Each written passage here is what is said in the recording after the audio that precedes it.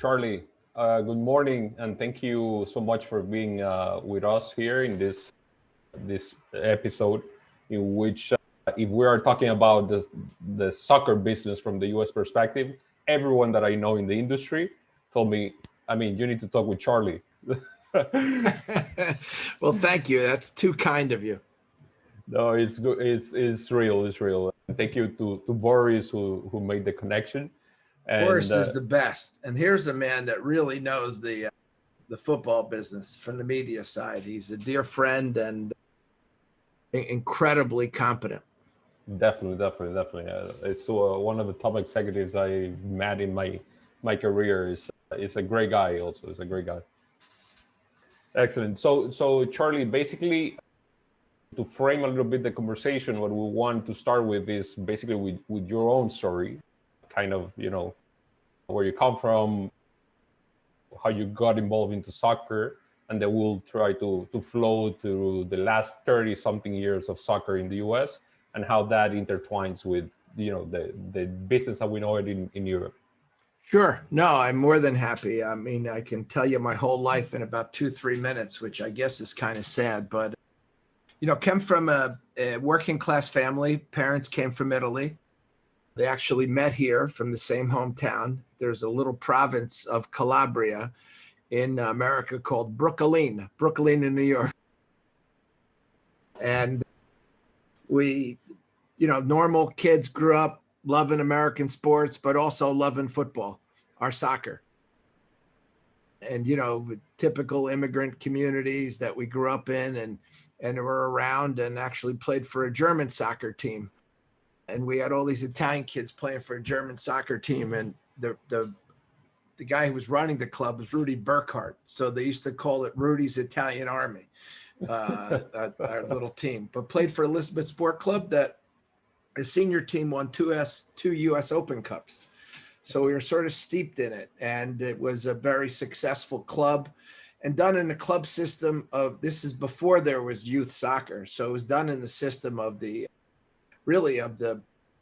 I would call it the European sense, so very much a club, European sense. And when you're a little kid, you try to grow up and be a member of that club.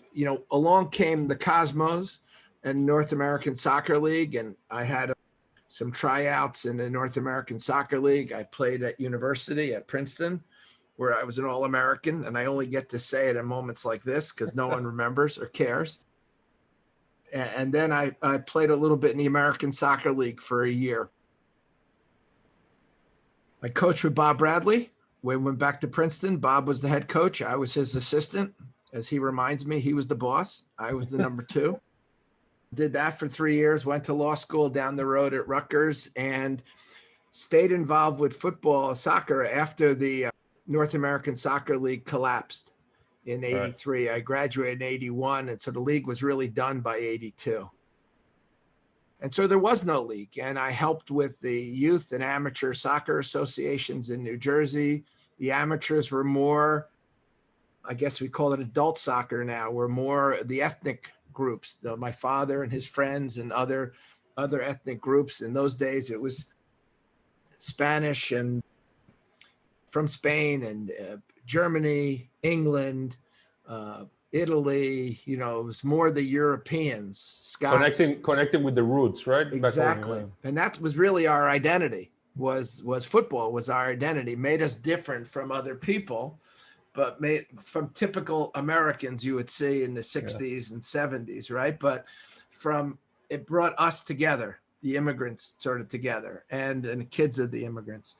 And then I was a lawyer, and through crazy circumstances, I ended up, that's a whole nother story, but take another 10 minutes. But I ended up with befriending a buddy of mine worked for the governor of New Jersey, and this Governor Florio at the time.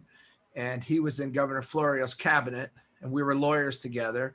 And when Italy was playing Portugal in the qualifiers for the 94 World Cup, must have been 92. He was at the lunch at this Portuguese and Spanish section of Newark, New Jersey called down the neck, Newark, it was called the Ironbound section. And today it's all Brazilians and Ecuadorians and Dominicans and everyone. It's a mix today. Back then it was all Portuguese, and it must have been 500,000 Portuguese living in the community. And so it was like walking down Lisbon when you walk down the street. So you went to the restaurants there, and there was many Iberian restaurants, and someone said to the governor, hey, congratulations for having the World Cup. And they all sat around, looked, and he said, oh, thank you. As any good politician. And he said, well, what's the World Cup? I better find out. And my friend was at the table and said, I know a guy who knows who the World Cup is. So knows what the World Cup is. So I literally had to go and give the governor's office a 101 on football. And I had to say, it's FIFA, not FIFA. This is where UEFA, we're CONCACAF. You know, you have to understand, this is, you know, early 90s. And no one knew anything. There was no professional league. And somehow I worked my way into being the venue executive director for New York, New Jersey World Cup in '94. And for the FIFA people, I was a very nice person for them to meet. I was, you know, educated. I knew football, and they were from Europe, and they were comfortable with me. So I could speak Italian to a lot of the Swiss guys that were there and the other people. And they felt like, oh, good, someone who knows football. Yeah. So we ran a very successful World Cup out of our New York, New Jersey area. We had our challenges. I mean, it's still amazing today that people don't realize that we were frightened to death that there would be no tickets sold, because soccer was soccer then. There was no league for 10 years. And, you know, people don't realize this. You know, we're like, oh my God, what if no one shows up? But it turned out to be a very successful World Cup. I carried Italy on my back to the final. And then afterwards, I think Baggio had a little more Inzaghi than I had to do. You couldn't shoot the penalty kick. So I mean, no, I couldn't. I took him that far and I couldn't do it. And then, so after that, I became the first general manager of the MetroStars. And I brought over people that were, by now, the community had become, there's still a very big Italian community. And we brought over Roberto Donadoni, and we brought over Eddie Firmani, who was the manager of the Cosmos, to be the manager. Tab Ramos and Tony Miola were the first signings. And just those 4 signings, we had 10,000 season tickets. So we did really, really well. And I think the challenge there was that everyone thought, oh, they're the Cosmos again, this great team. Yeah. But after those 4, they were clearly our 4 best. You know? And so after the 4, we had college kids who weren't used to being professionals, et cetera. And I think there was growing pains throughout the league. And so I stayed there for 4 seasons. I worked for the owners, John Kluge, and for 6 years in total.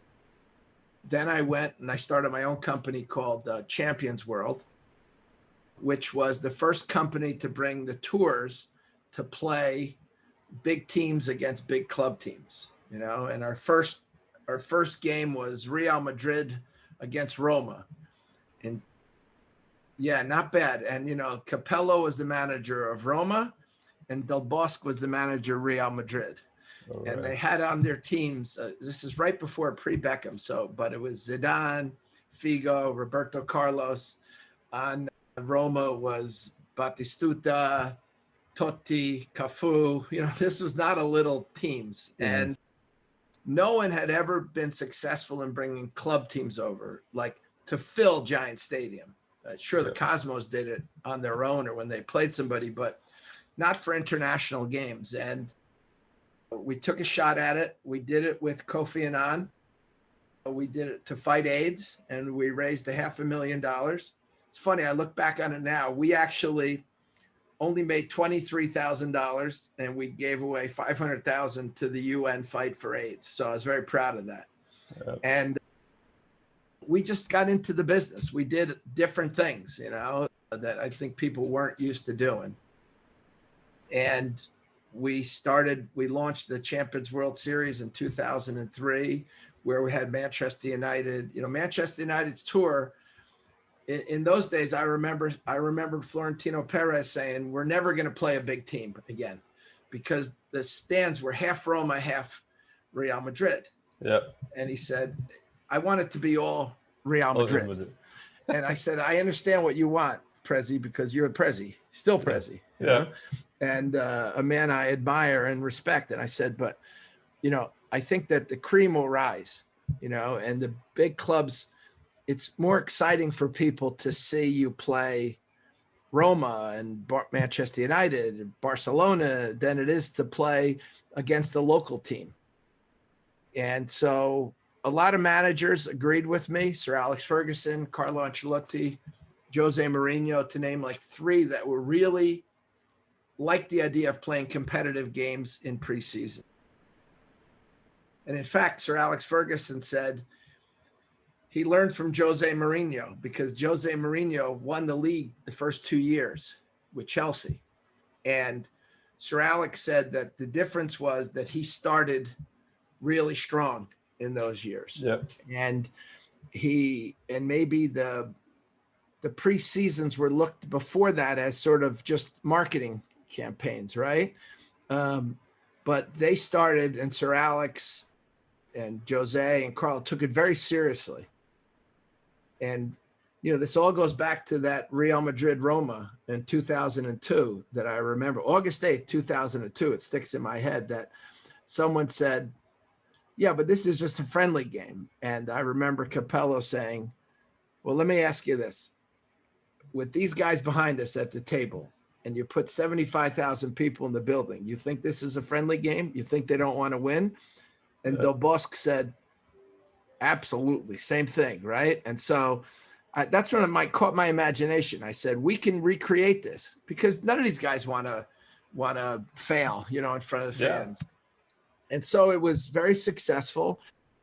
And then after it ran its time, and then I joined Creative Artist Agency, and I brought them I really started their football business with a guy named Doc O'Connor, one of their partners. And we brought over Cristiano Ronaldo and George Mendez's people to do their commercial department. We brought over Chelsea, Barcelona. So we started a consulting business basically along with touring. And then after that, I went to work for Steve Ross here at the owner of the Miami Dolphins, my present jefe. And Steve Ross is he wanted to bring games to Miami originally, but then quickly he said, "No, let's expand this business. Let's do a global tournament." And the rest is history. Absolutely. And you've been quite successful in actually capturing the imagination of fans across the globe, which is something that that's why we are in sports. It's about that. The business revolves around that. And it's very, I pick up in the way you do things at Relevant and how you set up the ACC and all of the other events that you do globally. And it resonates something that people from the NBA, I've been working in basketball most of my career with your league here in Europe, and they say when we create this entertainment piece, which is sport, we think not only about the fans that go to the arena, but we think about the 99% of the fans that are across the globe that will never set foot in an NBA arena, and that's why we do it. And actually, when you match that with with coaches and teams that have that desire to win always, even the friendlies, magic happens, and you are selling out NFL stadiums actually. And there's a great story behind that. In the 1994 World Cup, before the first game, in those days, they never had a reverse angle camera. It was new to the game. I mean, it's kind of funny when you think about it, So they had the reverse angle camera right in front of the fourth officials table. And I remember saying to the guy, God, I can't think of his name now, but a great guy. And he was the director, producer of putting the whole thing together. And it was before the game, and it was right in front of the fourth officials table where I was sitting with the FIFA representative. And it was Italy, Ireland, opening of the tournament for New York. Huge game, huge event. And the FIFA guy said to me, Charlie, tell him to move the camera now. Move the camera because I can't see it, and nor can the fourth official see this. Move the camera. And I said to the guy, and this was my first real lesson in this. I said to the guy, I think his name was Mike. I said, Mike, can you move the camera, a few yards? He said to me, don't worry about the 800 million people that are going to watch the game today. Worry about you four guys sitting over here behind the camera. And it really sunk in, you know what I mean? That you can get lost when you're doing an event and thinking, okay, this is, I'm responsible for the security on the field and blah, blah, blah. And you sometimes you need to understand that it's more than just that moment, and like you're saying perfectly, it puts things in perspective. And ever since that day, I had a newfound respect for, that's right. Because I may be watching this and, so honestly, the referee, the fourth official should move his chair. Right? That's all that should happen. It shouldn't be a big deal. Let's move his chair a couple feet. Yeah. But instead, you're thinking in that moment of different things that may be important to you. You need to understand they're important to a lot of people. And actually, sticking a little bit around the 94 World Cup, which, to all extents is the catalyst of, how soccer has grown in the US and how people perceive soccer now. A lot of things came out of that, as you mentioned, a lot of successful teams, the MLS on the back of that and all that. Even for me, I'm from the Dominican Republic. We have a lot of influence from the US, and we are a baseball country, then basketball, then other things. But I remember that my first soccer memory is actually out of the World Cup in '94, and it's not on the field. It was a Pele promotion with Pizza Hut, which basically took over the whole region. Sure. And that captured, the imagination of, many kids in the Dominican, which by far we are not a soccer country, and we started engaging with the event. So I think the potential or what the US did in terms of the American way of things, the Americanization of soccer, as you said, in the production, we are thinking about the 100 million people here. We're trying to produce something. Marketing was probably at its best. And again, it was in non-soccer specific venues, which had a monstrosity to it that made it, I think, par to none in the history of World Cups. Yeah, I think that the World Cup really grew up in '94. I think the first tournament, you're younger than me. You should be happy about that. But the first tournament this was really the first tournament that was not in a football crazy country, right? And it's very important to think, when I was a kid, it was always going to Europe, then South America, Europe, then South America. And this is how it would do.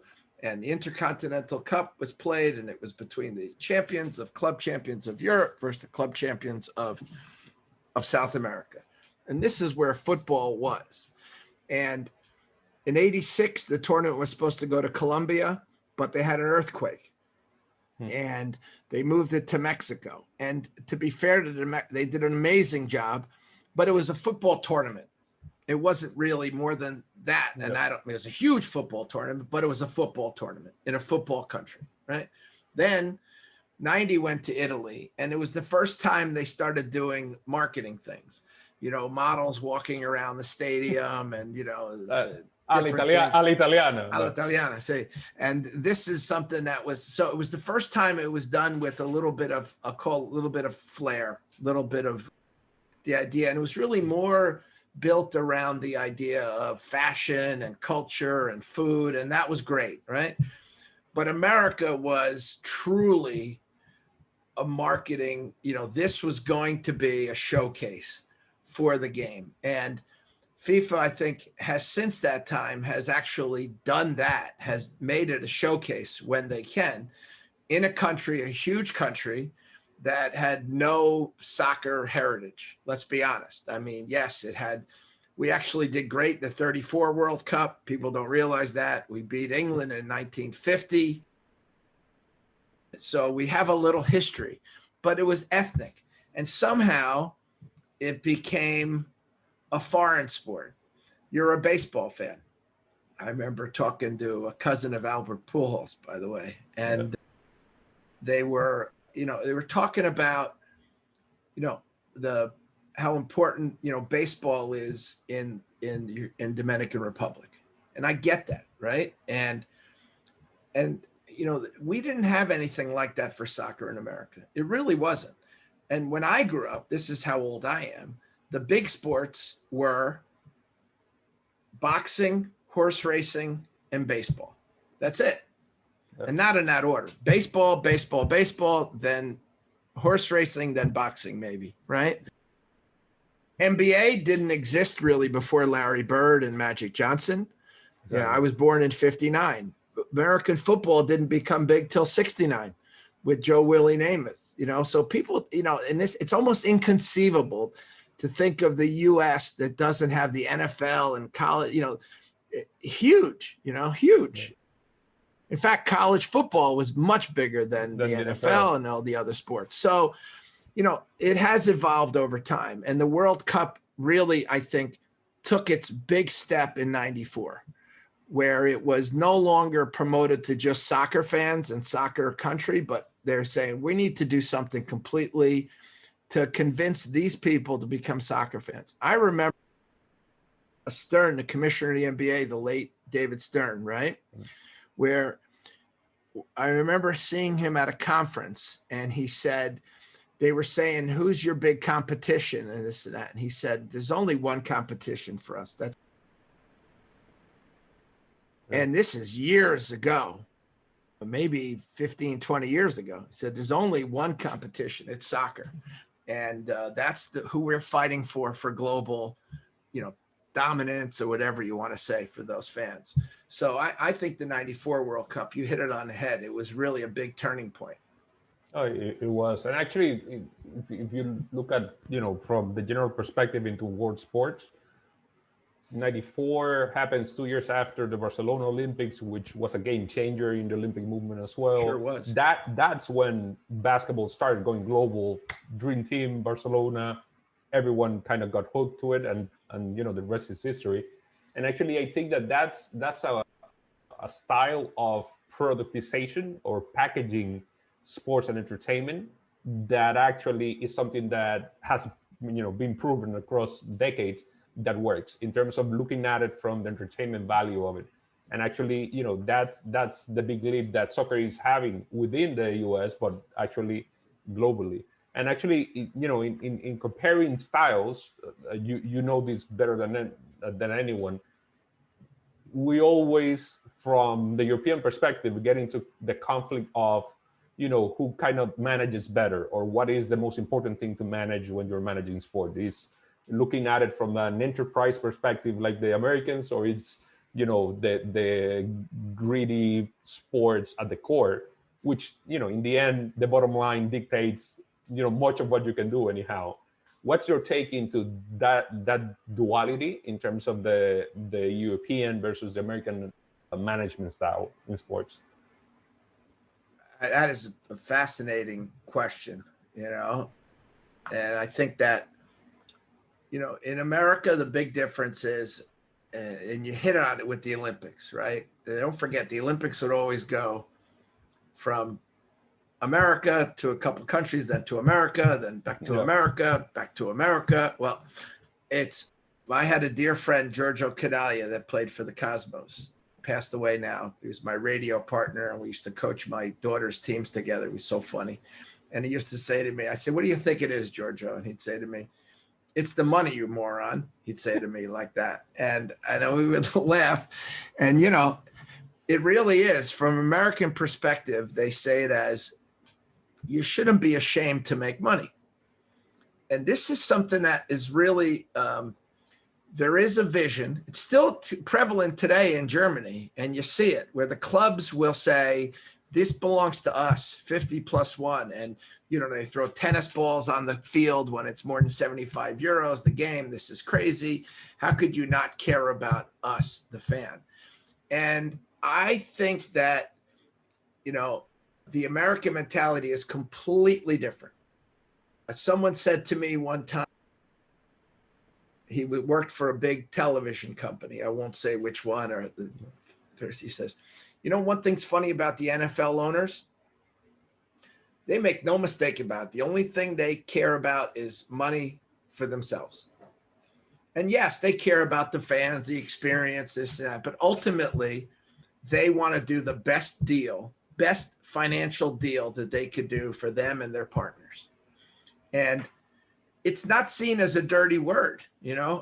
And I remember that, the biggest challenge we had in the 94 World Cup was all the people out there would say, what are you guys doing making money on this? This is a sport we love. It's a volunteer sport. Keep in mind that even the president of FIFA didn't get paid, right? Now, it leads to corruption. That's a whole nother problem, right? But I'm saying for the typical fan, for my father and his buddies growing up, and even me to a degree, it's like you prove that you're a fan by putting the net up. I'm sure it's the same way in the Dominican Republic. You line the field, you do the thing. You're not asking for $10 to line the field. You're going to line the field because your kid's going to play later, and you're going to, and you're going to give your heart and soul, and you're a true fan. You're give back to the game. You don't ask the game to give you anything. You're doing this because you're a good person. The opposite's true in their minds. They're saying, well, if you're getting money, you must be a bad person. You must be doing this just for the money. I think that American mentality is not to not be ashamed of making money. But by the way, it was still there in 94. I'm telling you, the way people look at it was, I give to the game, so you need to give me a free ticket. I shouldn't pay for the ticket. That's the standard. Look, FIFA has it today. The Tribune of Honor. There are tickets that are set out that are not for sale. Why? Because they're giving people what they deserve for all they've given to the game. I mean, it trickles down even to the lowest level of things where the person's like, well, I'm the president of the Youth Soccer Association. I should have 10 free tickets.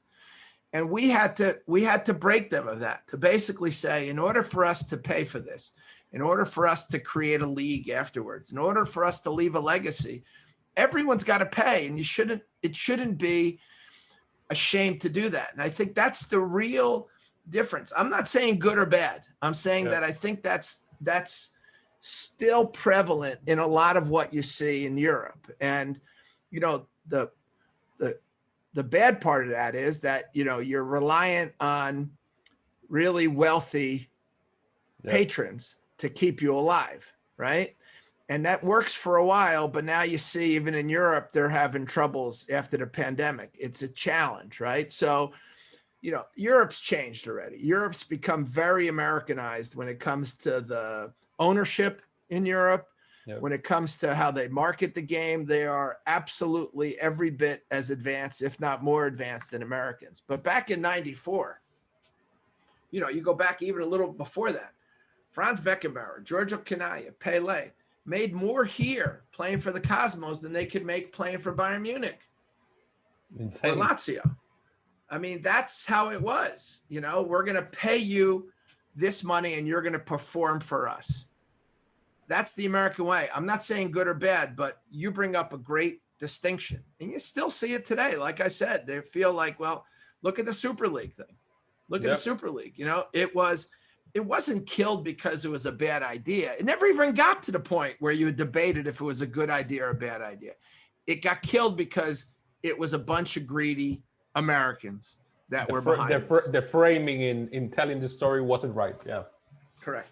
Yeah, and actually that's kind of what's in the basis of kind of this specific series that we're doing, because actually when I have the privilege also to teach in certain classes, sports management and so on, and you get the comments from the romantics of the game, and that's understandable. But I'm romantic. I'm romantic. I'm a romantic. I'm an AC Milan fan since, I remember seeing Paolo Maldini's first game. You know what I mean? I went to see the semifinal Euros at Paolo's house. We were sitting there together having dinner and watching the game. Exactly. He later accused me of eating 10 mozzarella balls, which was quite embarrassing. But I'm a romantic, I understand that point of view. I grew up with that. I grew up with being a volunteer, Yeah. so, but I'd like to think the best clubs find the balance. The best nations find the balance. I think a good example is, Bayern Munich, the way they've been able to sort of find a balance of football and business. There's a lot of clubs I don't want to leave out. Look, this year, Real Madrid made money where everyone else lost a fortune.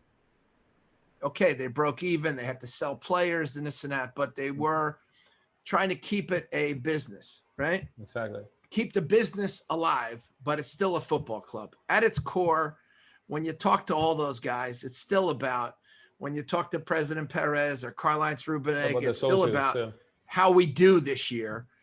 And then later you say to him, on the field, and then later you say, oh, we've made money. He said, look, we made money. Yeah. But that comes second, Exactly. The first important thing is, did we win a trophy? Yeah, and it's a close second, because if they do well economically, that means that next year they can go after the next trophy. So in the end, it's all about providing stability to an enterprise, even if it's not a company, because the shareholders of that company, the socios of Real Madrid, will demand a winning team. That's what they want. And you need to pay players, evidently within reason. And in greater part, the kind of the crisis in European soccer, it has been exacerbated by the pandemic, but we've been seeing this coming for a while. Spiraling costs and people kind of trying to, the hunger of winning makes you do certain, makes you take certain dumb decisions, right? But actually, that's the reality, that you need to find a balance in cost control, which the Germans do very well. In general, I think La Liga is putting putting controls in place right now, and they're hoping to do it. England has almost endless money right now, so it's they don't have any problems. Yeah, and in Italy, they have a lot of American owners now, and North American owners. They're trying to bring a business sense to it. Once somebody said one time to me, when you hear all these people with the ultras rioting, making problems, different things, and someone said to me one time, yeah, and I remember seeing a game, Fiorentina against Parma, and in Italy in those days, they used to have where you're from. The license plate was where you're from. Yeah. So it's really kind of stupid, really, to think about it, because you're inviting someone to smash your car, right? If you park there, right? And I think they've done away with that. I'm 99% sure they've done away with that. And I remember someone saying, well, geez, why can't they just tell these ultras to, not come to the stadium, kick them out, And he said, well, what would we be without these ultras and the songs and the singing and the flags? It's part of the experience of going to the So it's finding that balance, right? In England, they lost the balance completely in the 70s and 80s with the terrible, got out of hand. But can you find that balance where you're a place like Dortmund, it's a community club, but it's, outstanding, it's 80,000 people a game and this and that. But their balance is, well, we have to sell players every year because we only make 40 million euros a year in the stadium, and Chelsea is half their size, and Chelsea makes 10 times the amount of money we make.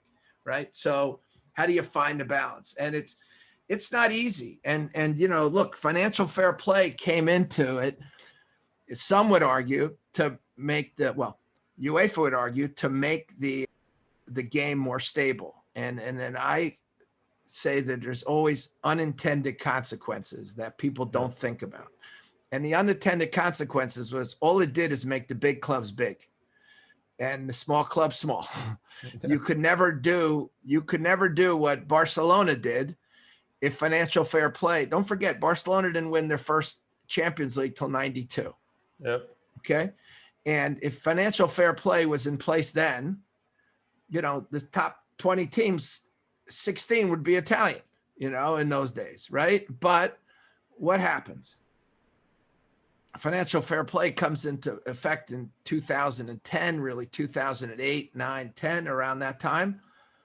The English teams are primarily, filled with money.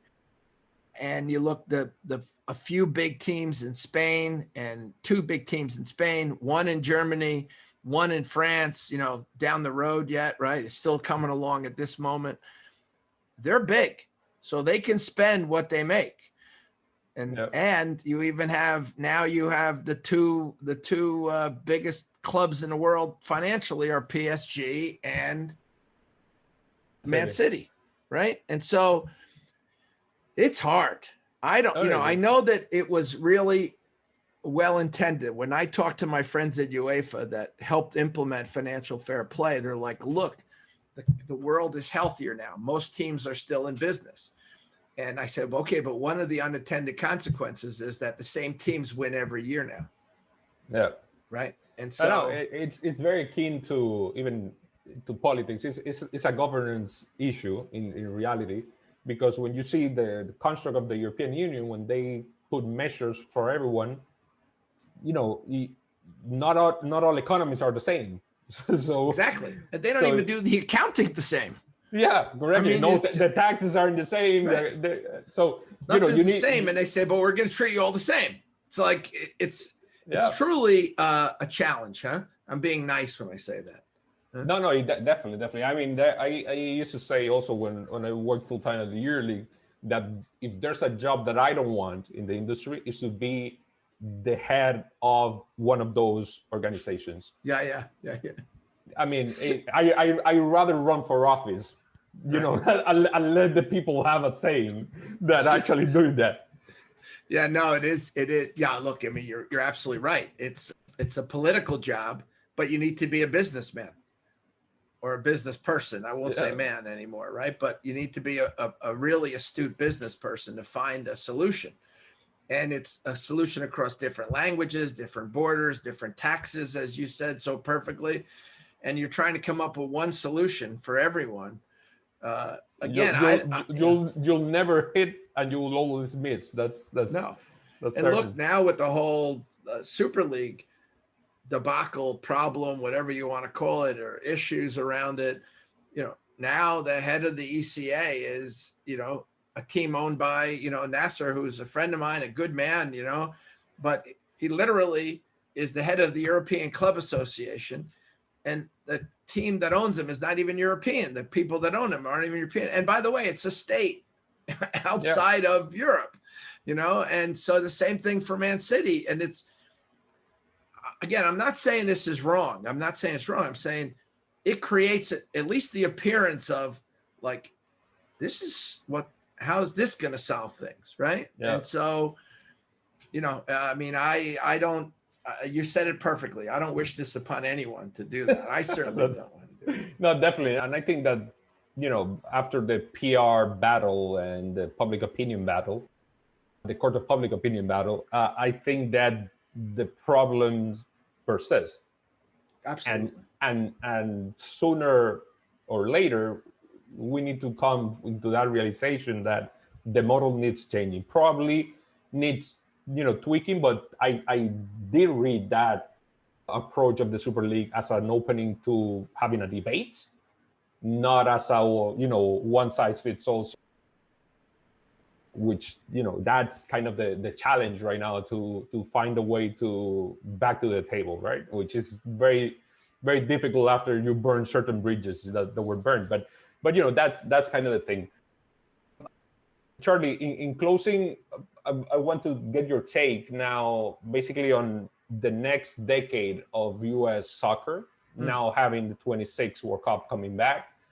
Do you see, you know, that also as an accelerator, like it happened in '94, but now in a grander stage? Do you see that will shift the center of power in world soccer governance from Europe to the Americas? I don't know. What's your take on that?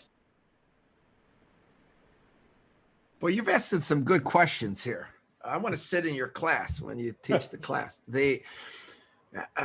Look, America has a challenge. The challenge is the MLS has done a great job with MLS has done an amazing job with the fan experience. And I was the first employee of Major League Soccer. Not that I take any credit at all because they kicked me out, but it has grown, and it's a wonderful fan event. So I go to the stadium, and you know what? I need to move that camera at the midfield station if it's blocking a view of 20, 30, 40 people. Because the problem is their MLS's competitor is not the NFL even. It's not the NBA. It's not hockey. Their challenge, their competitor is the English Premier League.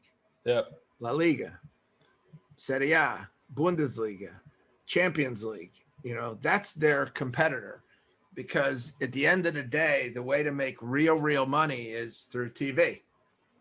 And, you know, your friend and my friend Boris knows that, selling La Liga rights, you know, in the U.S. and very successfully. He and Danny have done a great job on that deal with ESPN. Congrats. Yeah, That's did amazing. a fantastic job, and they should be commended. The challenge is, how does the MLS get a slice of that? Now, it's already becoming a very popular sport. The world has accepted women, at least the Western world has accepted women. And so it's become a big, even the clubs in Europe are all having women's teams now, you know. And by the way, the best kids team I saw was the Barcelona girls. Okay. So, you know, you're talking about, you know, it's no longer going to be the U.S. domination in the women's game, right? So that's going to change. I think that the future for MLS, which is going to open up other doors, is the future for MLS is that they and Liga MX will probably merge, is my sense for things. Now you have a super league, because you have, you know, almost 600 million people between the U.S., Mexico, and Canada. Yeah. Right? Now, up to now, FIFA has said you can't have cross-country leagues, but they let it in the U.S. and Mexico. These are all things they allowed because they wanted soccer to grow. To grow in the market. Yeah. And you understand that. But now, how do you justify it in 2021 that, you know, as opposed to Holland and Belgium that want to merge? Exactly. Or the Nordics, you know, Denmark, or the Nordics, Norway. Right? How do you say, oh, no, it's not okay for you, but it's okay for the Americans, and it's going to be the Mexicans soon too. And it's going to open up a whole league. And, you know, don't think it's far off that, you know, El Salvador says, well, why can't we have a team in this league? And Honduras says, why can't we have a team? In Costa Rica, why do we have to, our players have to play there? Why can't our country benefit from this too? And so, you know, you do see at a minimum, Mexico, US and Mexico becoming a league. Well, that then will open up, then it's going to be impossible for FIFA to say no to cross border. Yeah. Right. And it'll probably open up at that point, you know, relegation and promotion, as much as people don't want to hear it. I mean, they've eliminated relegation and promotion in Mexico effectively. They don't even have it in America. But then the FIFA people literally write a letter to Australia. It's the rules. You must have relegation and promotion. You can't make this up, right? It's like you can't make it up. How do you tell Australia you have to have relegation and promotion with a country only 24 million people, but you say in America with 350 million people, it's okay, you don't have to have it, right? So I think that there needs to be consistency, or these big organizations are going to be challenged, right? You know, up to now they've gone unchallenged and they've done what they want to do. But I think the future is there needs to be some compromise, or these big organizations are going to be challenged in court. And I'm not sure they're always going to win. You see what's happening right now, the Spanish courts on the decisions on a super league, you know, and who knows where that's going to end up. Although I was a lawyer in my first life, I don't pretend to have an idea what the hell's going on. But I think that, you know, I think what I would say in America is it will benefit greatly from the 2026 World Cup. But I think what the consequence will be that it'll be really a merger between Mexico, US, and Canada. And keep in mind, the World Cup is very different than it was before. And this, people need to realize this. In 1994, the World Cup was just growing up. Okay. So they let us, being the World Cup, my employer was World Cup USA 1994. Separate corporation, separate from US Soccer. Created this organization, listen to me, I sound like a European. We earned over $70 million, put it in a fund, and have been helping finance different things for the soccer community ever since. We had our own sponsors, could make our own money, could do things. Now, FIFA has changed that completely. Now, the employees for the 2026 World Cup and 2022 are employees of FIFA. Yep. So, if I were the venue director again, they would say, okay, your employer is FIFA. It's no longer World Cup USA. And so all the money now doesn't fall down to the World Cup USA. It falls to FIFA. So where people think it's going to be the most profitable World Cup by far, it will be. But just not for the country. Not for the country. It'll go to FIFA. And so what are they going to give in exchange to Mexico, the US, and Canada? I think they're going to give an exchange for that. Say, okay, fine. Give us the money. We'll let you do your own league. We'll let you do your own league. We'll let you make money this way.